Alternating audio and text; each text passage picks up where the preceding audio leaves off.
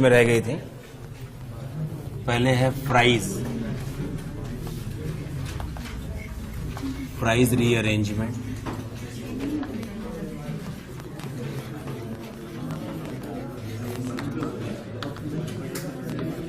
FR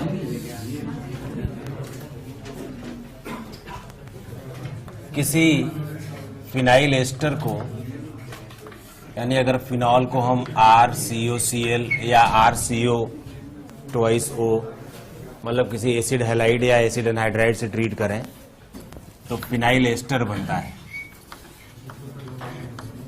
phenyl ester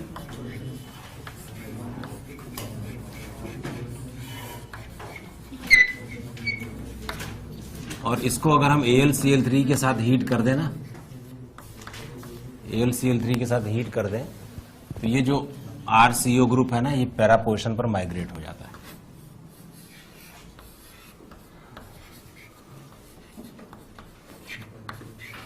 ऐसे ये fries rearrangement है। AlCl3 का यूज हमने तीसरी बार किया है ऑर्गेनिक में, एक बार फ्रिडल-क्राफ्ट एल्काइलेशन में, एक बार असाइलेशन में, एक बार यहां पर। ठीक है, इसका मैकेनिज्म देखो।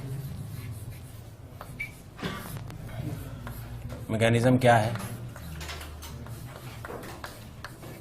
कि OCOR है। अगर AlCl3 से ट्रीट करें एनहाइड्रस तो यहां लोन पेयर है, तो ये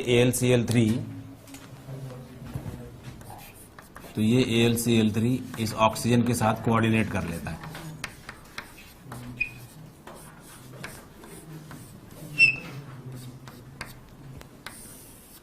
because it is a Lewis acid.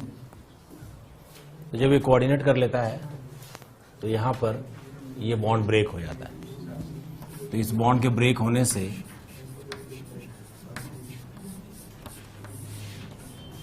ये नेगेटिव हो गया ना, ये और ये COR, ये एसाइलियम आयन, ये दोनों बन गए। ये पूरी तरह डिटैच हो जाता है, फिर पैरा पोजीशन पर अटैक करता है, जैसे कोई भी इलेक्ट्रोफाइल अटैक करता है वैसे ही।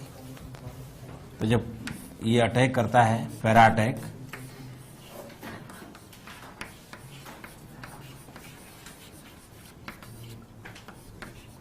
तो यहां पर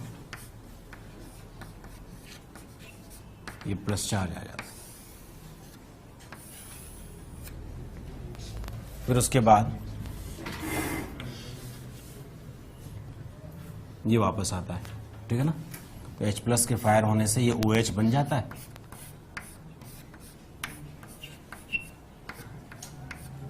और ये COR यहां रहे।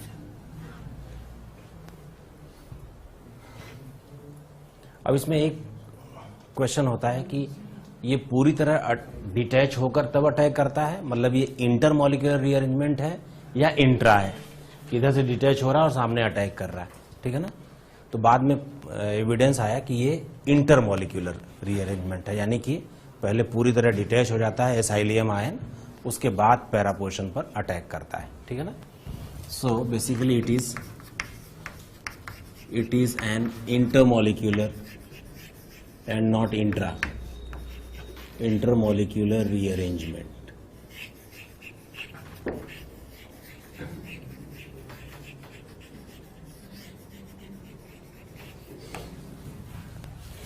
एविडेंस क्या है इसका? एविडेंस ये है कि मान लो हमने 2 फिनाइल एस्टर्स लिए, एक पर ड्यूटेरियम लगा दिया है, एक है OCOMe जिस पर ड्यूटेरियम भी लगा है रिंग पर, एक है OCOET। मान लो इसका मिक्सचर लिया हुआ है और इसको AlCl3 से हीट करें, तो अगर ये इंट्रा होता तो केवल सेल्फ प्रोडक्ट्स बन रहे होते, यानी ड्यूटरेटेड रिंग पर COMe आ जाता पैरा पर, और बिना ड्यूटेरियम वाले रिंग पर COET आ जाता। ये है self products, and self products would have been the only products in case if the reaction was intra. But along with this, what we get is the other product also. Deuterated ring is getting COET and non-deuterium ring is getting COMe. The formation of this cross product is an evidence in the support that that reaction is intermolecular. That means COR group is completely detached first and then it attacks on para position. अगर ये पूरी तरह detach होकर फिर से attack ना कर रहा होता तो हमें ये वाले प्रोडक्ट्स ना मिलते. क्या मैं अपनी बात ठीक से कह पाया? बात समझ में आ रही है? अब आप नोट करें.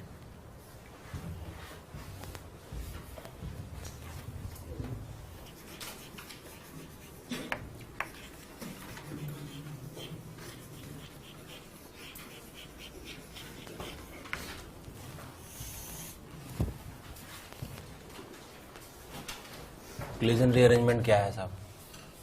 अगर कोई एलाइल फिनाइल ईथर हो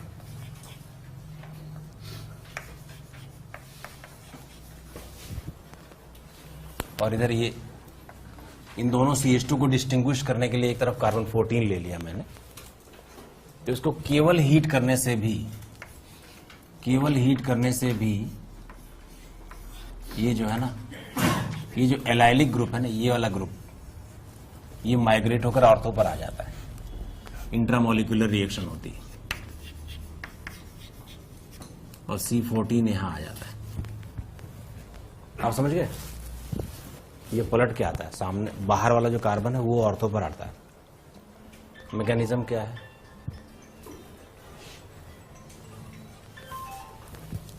जब कोई रिएक्शन केवल हीटिंग से होती है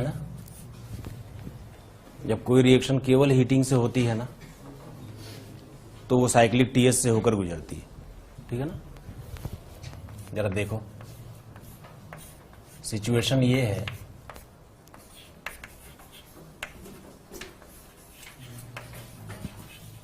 ये कार्बन 14 है यहां पर, यहां एक हाइड्रोजन है. ठीक है ना? ये हाइड्रोजन जो है वो, ये रिंग इस पर अटैक करता है, रिंग यहां अटैक करता है तो ये इधर जाता है, ये इधर आता है. देख रहे हो? तो रिएक्शन कैसे होती है? Reaction passes through a cyclic TS in which this bond is going to break, this new bond is formed, this bond is broken, here one double bond is going to be formed and one double bond from this place and this. This is a 6-membered cyclic TS, 6-membered cyclic transition state. और finally क्या होता है बोलो? Finally ये टूट गया. ये एक सिग्मा कॉम्प्लेक्स है और ये C14 वाला देखो यहां आ गया और डबल बॉन्ड इधर शिफ्ट हो गया. अगर हमने इसको C14 लेकर अलग ना किया होता तो हमें पता ना चलता कि ये कौन सा वाला CH2 फाइनली ऑर्थो पोजीशन पर आया है. ठीक है? ठीक है. 6-member TS के बाद हम यहां तक आ गए, यहां से फिर यहां आ गए, H फायर हो जाएगा, एरोमेटिसिटी वापस पूरी हो जाएगी. So in a sense what we can see is that allylic group is migrated to the ortho position and this migration is of course intramolecular. ठीक है ना? ये एक intramolecular rearrangement है.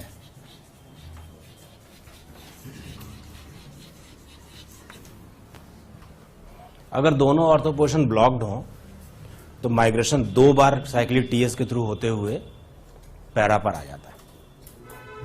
2 बार. बताता हूं कैसे. मान लो आपने एक ऐसा एलाइलिक सिस्टम लिया है, ये है C14, राइट? और यहां दोनों ऑर्थो पोजीशंस जो है वो ब्लॉक्ड है. तो पहले ये TS बना के कहां आएगा? ऑर्थो पर. क्यों? 6-membered cyclic TS1 और उसके बाद फाइनली ये यहां तक आ जाएगा, यहां तक.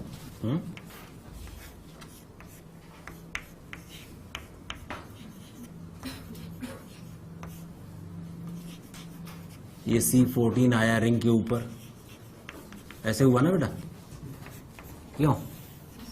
यहां तक आ गया सिग्मा कॉम्प्लेक्स तक, लेकिन वहां तो S था जो फायर हो गया था, यहां पर H नहीं है, Me प्लस तो बाहर नहीं जा सकता। तो इसने क्या किया, इसने कहा भाई फिर से अटैक करो, ये देख रहे हो, ये फिर से अटैक, ये इधर और ये इधर, ऐसे फिर एक TS बनता है। तो अब की बार कौन सा वाला कार्बन, C14 या C12 रिंग पर आएगा? C12, क्योंकि इसने दो बार वो पलट गया, क्यों?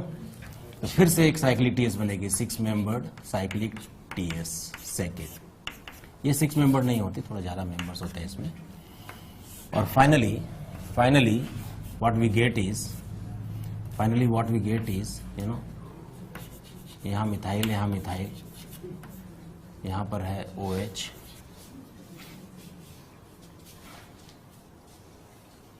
ठीक है, यहां प्लस चार्ज है,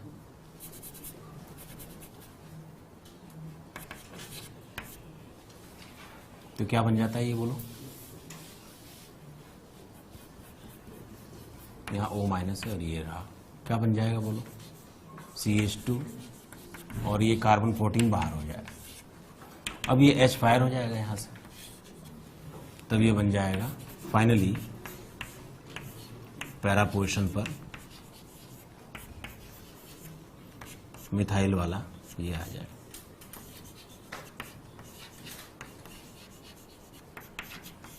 यानी इस बार पैरा पोजीशन पर वही वाला कार्बन आया जो ओरिजिनली ऑक्सीजन से जुड़ा हुआ था, क्योंकि पहले ऑर्थो पर आया बाहर वाला और ये कार्बन खुद बाहर चला गया, लेकिन ऑर्थो पर इसका सेटलमेंट नहीं हुआ, तो ये वापस से पैरा पर आया, तो बाहर वाला कार्बन वापस रिंग पर आ गया, ठीक है।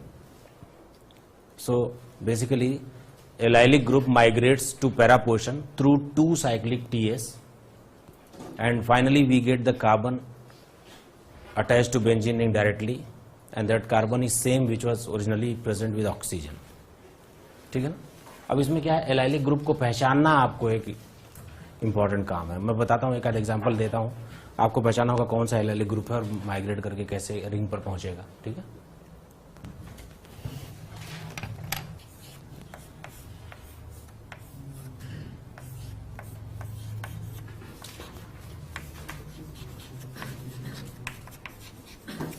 बोलो, अगर हीट करें तो क्या होगा? एलाइलिक ग्रुप कहां पर है? ये रहा, क्यों? हीट करोगे तो ऑर्थो पर ये वाला कार्बन आएगा, बाहर ये चला जाएगा CHMe वाला, डायरेक्ट प्रोडक्ट लिख दोगे क्या? CH2 CH double bond CHMe,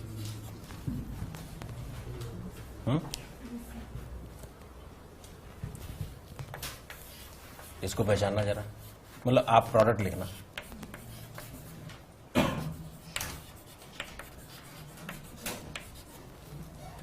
यहां मिथाइल है और यहां पर मिथाइल, हमने हीट किया है, दोनों ऑर्थो ब्लॉक है। पैरा पे कौन सा कार्बन लगाऊं, CH-PH वाला या CH2 वाला? CH2 वाला, ठीक है। मतलब आपको एलाइलिक ग्रुप कहां पर है ये पहचानना पड़ेगा, बस, और कोई काम नहीं है इसमें।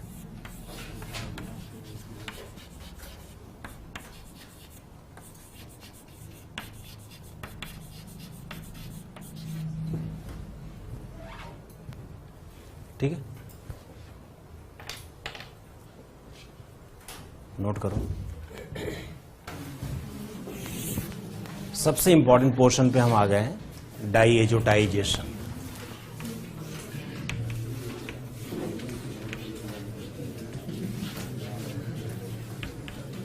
डाईएजोटाइजेशन ऑफ एनिलीन, यानी एनिलीन का डाईएजोनियम बनना।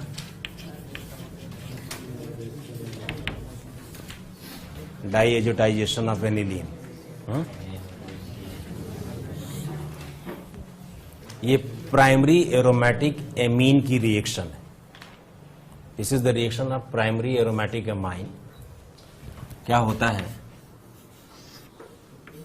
अगर हम एनिलीन ले लें और इस पर NaNO2 से, NaNO2 और HCl से, जिससे आपको पता है HNO2 बनता है नाइट्रस ए से, इससे रिएक्शन करवाएं 0 से 5 डिग्री सेंटीग्रेड पर, तो हमें एक कंपाउंड मिलता है, हाँ, जिसका नाम है बेंजीन डाइएजोनियम क्लोराइड।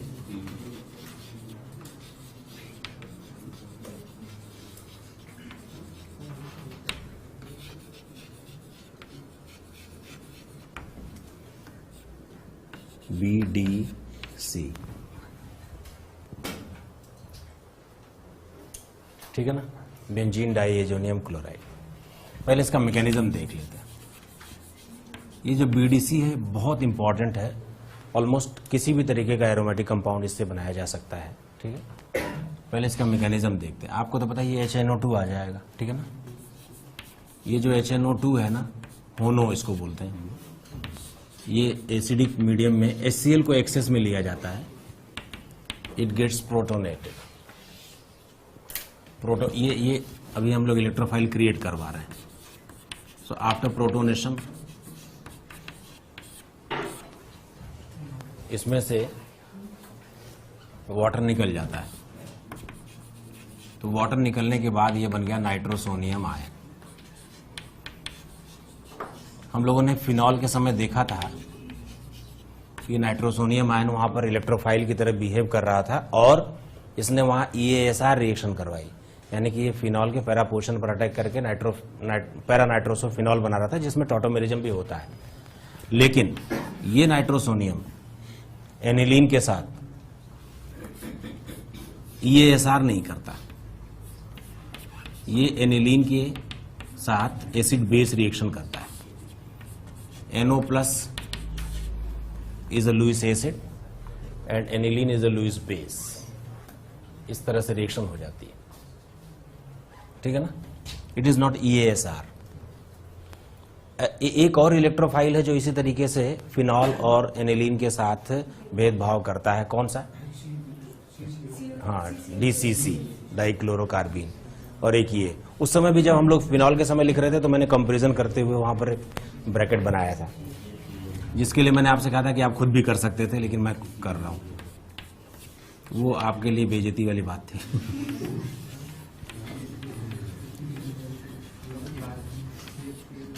आप देखो, ये बन गया, इसमें से H+ फायर हो जाता है।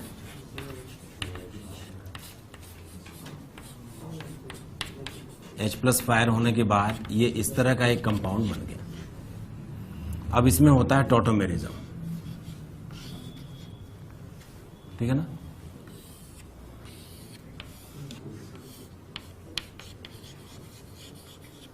तो टॉटोमेरिज्म की वजह से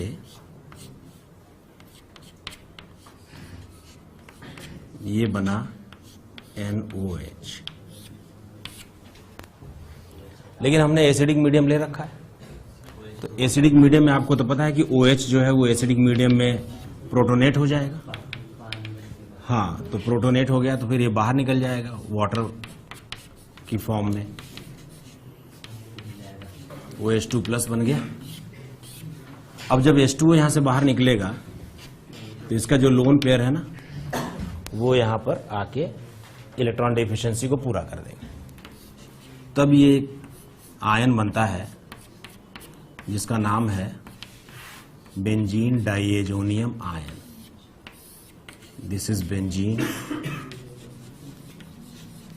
डाइएजोनियम आयन। इसमें Cl- भी है इसको काउंटर बैलेंस करने के लिए, and it is stable when chilled, stable at 0 to 5 degree centigrade.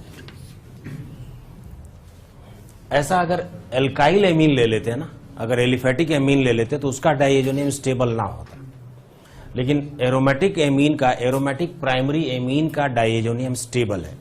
Aliphatic primary amine में नाइट्रोजन गैस तुरंत निकल जाती है, यहां से N2+ से नाइट्रोजन निकल जाती है। हम लोगों ने उसका टेस्ट भी पढ़ा, वही एलिफेटिक का टेस्ट भी है। लेकिन एरोमेटिक के केस में ऐसा क्यों हो जाता है कि इसका जो बेंजीन डाइएजोनियम है वो स्टेबल हो जाता है?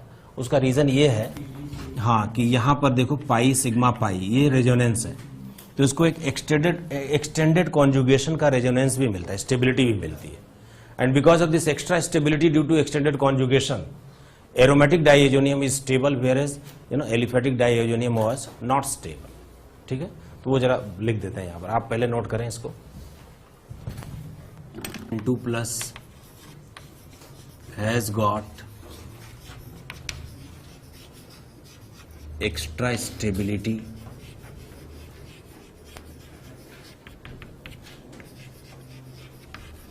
due to extended conjugation of ring। कैसे साहब? ये आप देखें, नाइट्रोजन का जो प्लस चार्ज है वो रेजोनेंस में शामिल नहीं है, बाहर इलेक्ट्रॉनों की कमी है, बेंजीन ने उनको इलेक्ट्रॉन दे दिया, ठीक है ना।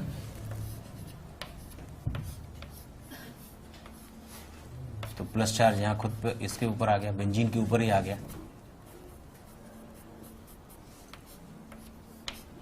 और इस तरह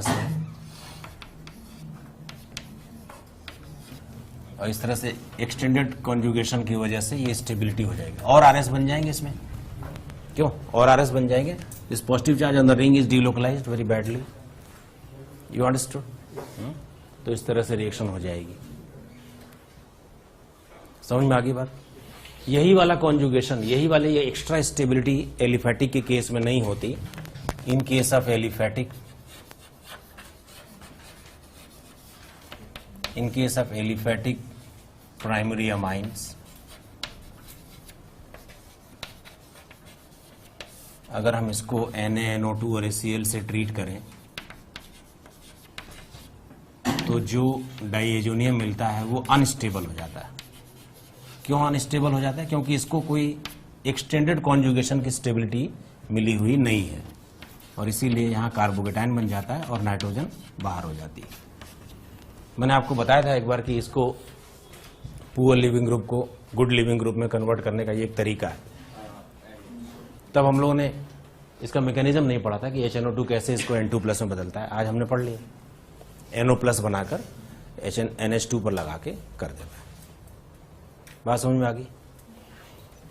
इसमें 2-3 बातें लिखना बहुत जरूरी है इस रिएक्शन में। एनिलीन की सबसे ज्यादा इंपॉर्टेंट रिएक्शन यही है, और इस टॉपिक के सहारे हम एमीन नाम का एक चैप्टर है NCERT में, वो भी कंप्लीट कर रहे हैं, ठीक है ना। हम लोग चैप्टर नंबर 10 और 11 कर चुके हैं, चैप्टर नंबर 13 कर रहे हैं अभी, ठीक है ना। और 12 नंबर चैप्टर बहुत बड़ा है जिसको उन्होंने कॉम्पैक्ट कर दिया है। 12 में क्या क्या है? एल्डिहाइड है, कीटोन है, कार्बोक्सिलिक एसिड है, एसिटिक एनहाइड्राइड है, मतलब acid anhydride, acid halide, ester और एमाइड, इतनी चीजें हैं जिसको उन्होंने लिख दिया एल्डिहाइड, कीटोन और acid derivative, acid and derivatives, ठीक है। और उसको उन्होंने बहुत कॉम्पैक्ट करके लिख दिया है, लेकिन उसको but actually that chapter is very big chapter. जरा इसके की पॉइंट्स में लिखो कुछ बातें, की पॉइंट्स में लिखें प्लीज। पहला पॉइंट, अभी रुक जाए, चलो चलो,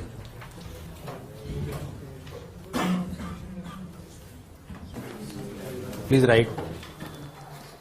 It is the reaction of primary aromatic amine.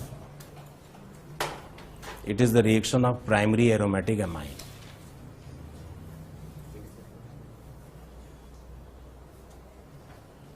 दूसरा पॉइंट लिख लो, HCl is taken in large excess. HCl is taken in large excess so that unreacted aniline can be destroyed, ठीक है ना। देखो रिएक्शन में बना है डाइएजोनियम, डाइएजोनियम एनिलीन के साथ रिएक्शन करता है, आगे कपलिंग रिएक्शन करता है। तो एनिलीन डाइएजोनियम जो उसी रिएक्शन वेसल में बना था उसके साथ रिएक्शन करने के काबिल न रह जाए, इसके लिए HCl को एक्सेस में रखते हैं। HCl क्या करता है? एनिलीन को प्रोटोनेट करके एनिलीनियम आयन बना देता है, और एनिलीनियम आयन BDC के साथ रिएक्शन करने के लायक नहीं बचता है, वरना जो BDC उसी रिएक्शन में बना था उसके साथ एनिलीन रिएक्शन करके कपलिंग कर लेगा और वो जो बेंजीन डाइजेनियम बना था वो बर्बाद हो जाएगा, ठीक है ना। बात समझ में आई? So HCl is taken in large excess to destroy aniline so that it should not react with the BDC produced in the same reaction. You understand? बात समझ में आ गई? सबको समझ में आ गया? ये एरोमेटिक प्राइमरी एमाइन की रिएक्शन है, एक बात। दूसरी बात, HCl को लार्ज एक्सेस में लेते हैं। तीसरी बात, ये EASR नहीं है। क्यों? क्योंकि इसमें इलेक्ट्रोफाइल बेंजीन रिंग पर अटैक नहीं कर रहा है। It is not electrophilic aromatic substitution, rather it is an acid base reaction. क्यों? यही इलेक्ट्रोफाइल है जो फिनॉल के साथ EASR करता है, लेकिन एनिलीन के साथ ये एसिड बेस रिएक्शन करता है। सबको बात समझ में आ रही है? चलो BDC की कुछ रिएक्शंस देखेंगे। Reactions of BDC। मान लो हमने यहां पे बेंजीन डाइएजोनियम क्लोराइड ले लिया, N2 प्लस Cl माइनस। सबसे पहली रिएक्शन है H2O के साथ हीट कर दें या स्टीम ले लें, स्टीम, ठीक है ना, स्टीम ले लें। ये रिएक्शन नंबर 1 है, तो इससे फिनॉल बनता है। मतलब ये रिएक्शन 1 है, मतलब कैसे लिखो, ये फर्स्ट रिएक्शन है ना, so it will give phenol, phenol N2 and HCl. So it is a very good method to prepare pure phenol because other byproducts have, fumes, they will evaporate off. अगर हम इसकी reaction H3PO2 से कर दें या फिर ethanol से कर दें, इथेनॉल के साथ हीट कर दें, तो ये बेंजीन बन जाता है। बेंजीन भी इससे बन सकता है। अगर हम इसकी रिएक्शन CuCN और KCN से कर दें तो बेंजोनाइट्राइल। अगर हम इसकी रिएक्शन CuCl और KCl से कर दें क्लोरोबेंजीन। CuBr और KBr से कर दें ब्रोमोबेंजीन। CuNO2 और KNO2 से कर दें, क्यूप्रस सॉल्ट है ये सब, तो नाइट्रोबेंजीन। आयोडोबेंजीन बनाने के लिए हमें कॉपर का असिस्टेंस नहीं लेना पड़ता, क्योंकि I- खुद ही बहुत स्ट्रांग न्यूक्लियोफाइल है, तो डायरेक्ट Ki से रिएक्शन करके ही आयोडोबेंजीन बन जाता। ये जो कॉपर वाली रिएक्शंस है ना, इनको सैंडमियर रिएक्शंस बोलते हैं। सैंडमियर ग्रुप ऑफ रिएक्शंस, ये सैंडमियर साहब ने ये सब करा था। बड़ा अच्छा लगता है बोलने में, नहीं? अशोका ग्रुप ऑफ होटल्स है, तो सैंडमियर ग्रुप ऑफ रिएक्शंस, ये सारी रिएक्शन, ये आदमी एक रिएक्शन बनाता है, इन्होंने ग्रुप ऑफ रिएक्शंस बनाया पूरा। बाल-शीमैन, पहले भी इसका जिक्र हुआ है।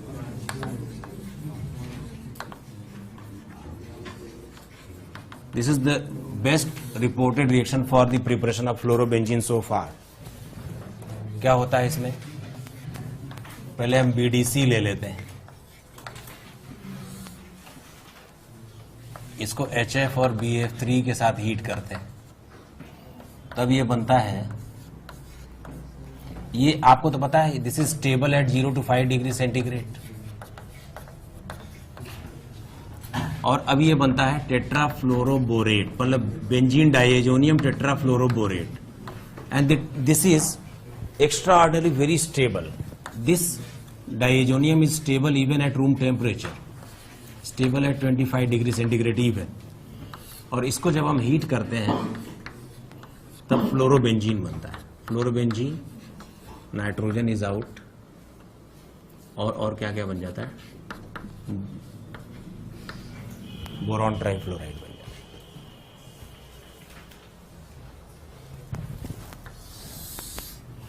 एक और बात बताता हूं,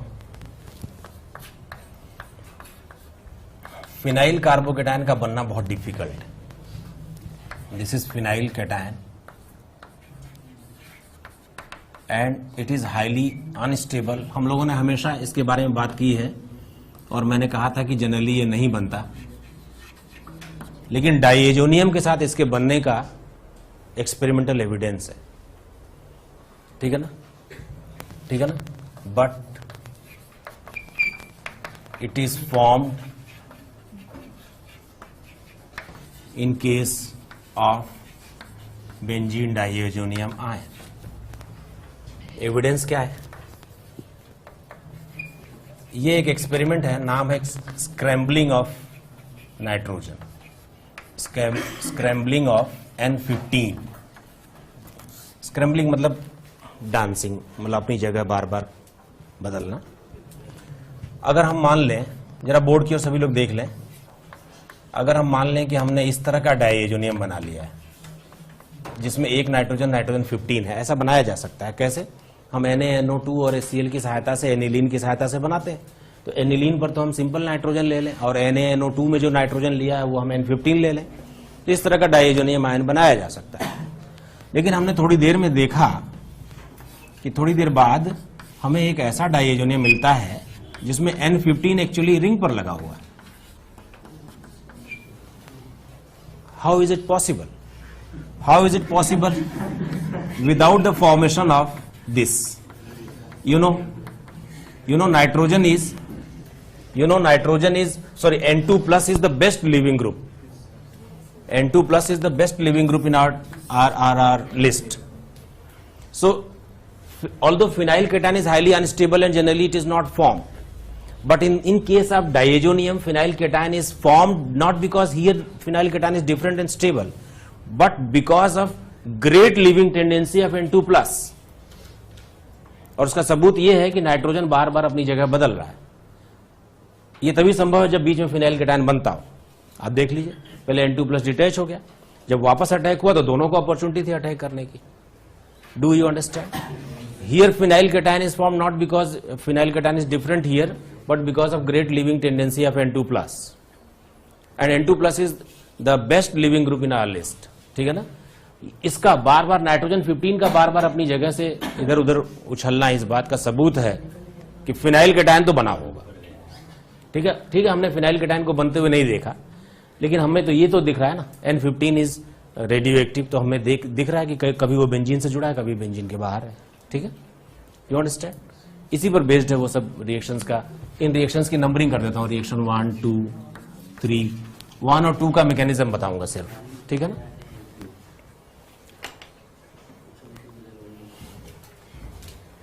वापस से जरा वापस विषय पर आते हैं जिस पर आना आपको अच्छा नहीं लगता। तो हम लोगों ने ये सीखा कि डायजोनियम में कैटायन तो बनता है, और वो वाला फिनाइल कैटायन जो वास्तव में बहुत अनस्टेबल है, और हमने हमेशा कहा है कि नहीं बनता। हमने कहा था कि एरोमेटिक हैलाइड SN1 नहीं करता क्योंकि फिनाइल कैटायन नहीं बनता। याद है ना? हमने कहा था SN1 नहीं बनता, लेकिन डायजोनियम के केस में ये फिनाइल केटायन बनता है, इसका एक सबूत भी है। और उसके अलावा इस फिनाइल केटायन के बनने का कारण यहां पर यह है कि N2 प्लस की लिविंग टेंडेंसी बहुत बड़ी है, यानी N2 प्लस आसानी से निकल जाता है। आप जानते हैं N2 प्लस हमारी लिस्ट में बेस्ट लिविंग ग्रुप है। क्यों? क्योंकि N2 निकलने के बाद बहुत स्टेबल हो जाता है। क्यों स्टेबल हो जाता है? N ट्रिपल बॉन्ड N की वजह से।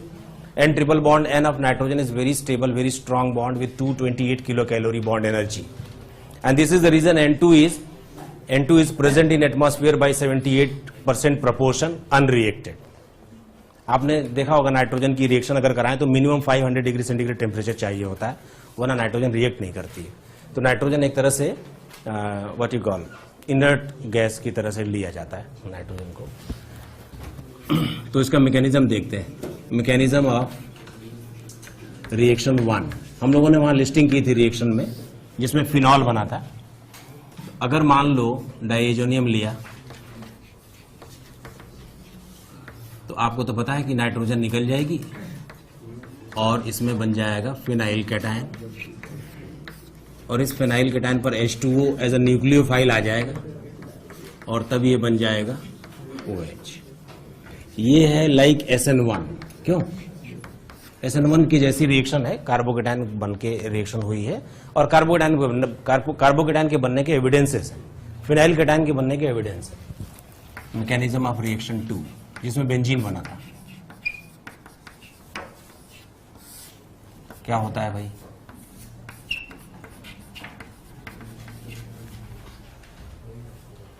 N2 प्लस है, नाइट्रोजन निकल गई, ये बन गया फिनाइल केटायन। इस फिनाइल केटायन में H3PO2 जो है ना, इसका नाम मैं नहीं पूछूंगा, बता देता हूं, हाइपोफॉस्फोरस एसिड है। ये सेल्फ डिसोसिएट होता है, सेल्फ ऑक्सीडाइज होता है, सेल्फ ऑक्सीडेशन करता है, तो ये बना लेता है H3PO4 और इसमें से 4 इलेक्ट्रॉन निकलते हैं। आप देख लें, इसका ऑक्सीडेशन स्टेट पहले +1 था और अब +5 है, यानी लॉस ऑफ 4 इलेक्ट्रॉन्स, ठीक है ना। या फिर इथेनॉल भी ले लें, अगर आप CH3CH2OH ले लें, सेल्फ ऑक्सीडेशन करवाएं, तो ये CH3COOH बन जाता है और 4 इलेक्ट्रॉन निकलते हैं। तो 2 इलेक्ट्रॉन थे, इसको न्यूट्रलाइज कर देते हैं, 2 इसको एनायन बना देते हैं, तब ये बन जाता है फिनाइल एनायन, निगेटिवली चार्ज्ड। और ये तो स्टेबल है, ठीक है ना, और इस पर H+ है ही सही हमारे पास, क्योंकि एसिडिक मीडियम में हमने ये रिएक्शन करवाई है, तो बेंजीन बन जाती है। So we get benzene. ये रिएक्शन बहुत यूजफुल है NH2 ग्रुप को गायब करने के लिए। मैं आपको बताता हूं, एमिनेशन डीएमिनेशन की एक टेक्निक बताता हूं।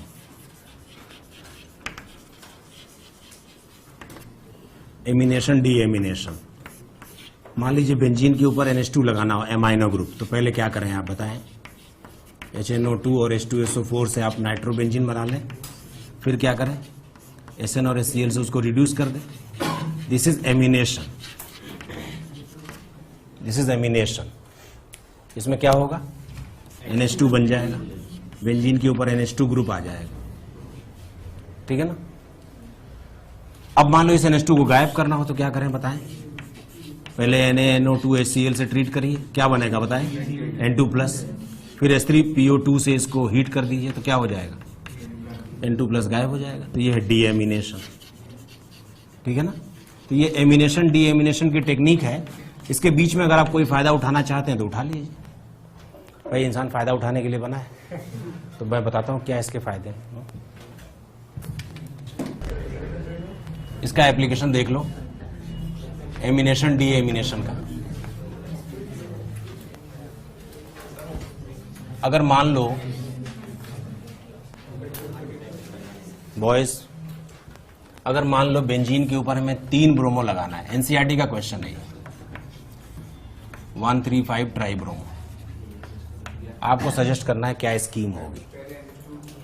पहले एमिनेशन कर लें, पहले एमिनेशन कर लें, कैसे, HNO3 और H2SO4, और बाद में क्या करें बोलो, SnHCl कर लो, तो एनिलीन बन जाएगा।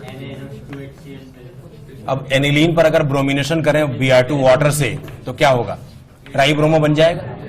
कौन कौन सी पोजीशन पर आएगा ब्रोमो, दोनों ऑर्थो और पैरा पर आएगा। देखो ब्रोमो अल्टरनेट पर आ चुका है, NH2 को हम ले आए, उसका फायदा उठा लिया, अब इसे उड़ाओ। कैसे करें, डीएमिनेशन कैसे करें बोलो, NaNO2HCl और फॉलोड बाय H3PO2, ठीक है ना। दिस इज डीएमिनेशन, कर लेंगे।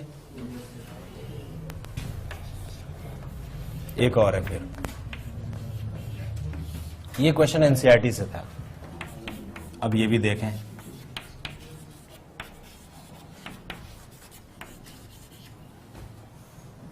कैसे करें, नहीं ऐसे मत करें, एक एक स्टेप बता। सबसे पहले हम यहां तक आ जाएं, 3 ब्रोमो चिपका लें। अब क्या करें, अब बेंजीन डाइजेनियम करा लें, ये ना करवाएं, फिर सैंड मीयर से कर दें, CuBr से।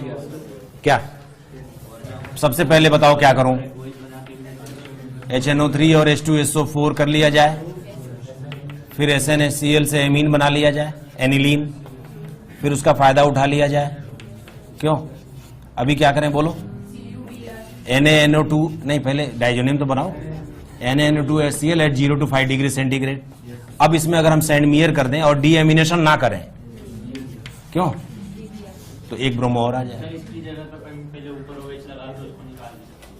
फिनॉल बनाकर SN2AR से कर सकते थे। SN2AR is always a very difficult reaction, SN2AR is always a very difficult reaction because it occurs in a very drastic condition. तो कोशिश करनी चाहिए कि रिएक्शन हमेशा आसान वाली हो और उसकी कंडीशंस भी आसान हो। हाई टेम्परेचर हाई प्रेशर पे होगी वो रिएक्शन।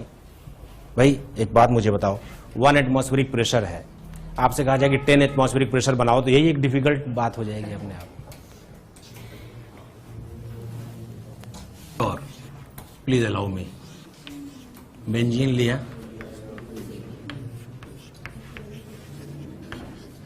1 2 3 4 6 पेंटाब्रोमो बेंजीन बनवाना है।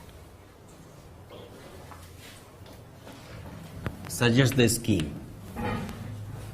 आपको कौन से कन्वर्जन अच्छे लगते हैं, इनिशियल और फाइनल कंपाउंड दे दिए जाए, स्कीम बनानी हो वो वाले, या इनिशियल और स्कीम्स दे दी जाए, फाइनल प्रोडक्ट बनाना हो? I know. हाँ, तो मैं तो पहले आपसे पूछूंगा स्कीम बताओ, वो वाले भी करेंगे बाद में। चलो बोलो, सबसे पहले क्या करूं? वही एमिनेशन कर ले पहले।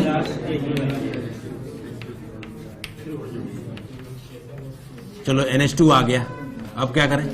नहीं, मैं तो एक बात और सजेस्ट करता हूं आपको। नहीं, मेरी बात सुनो, मेरी बात सुनो। अगर हमने यहीं पर ब्रोमिनेशन नहीं करवाया तो मेटा वाला नहीं आएगा, बाकी तो हम कर लेते हैं ना।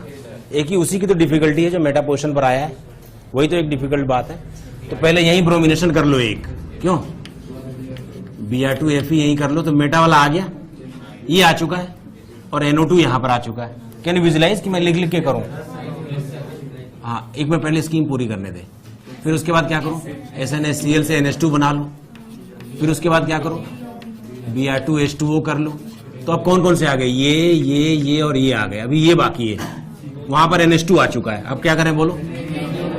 NaNO2HCl से पहले N2+ बना लिया, फिर क्या करूं? सेंड मियर कर लो, सेंड मियर से यहां पर एक और ब्रोमो आ जाएगा। ठीक है।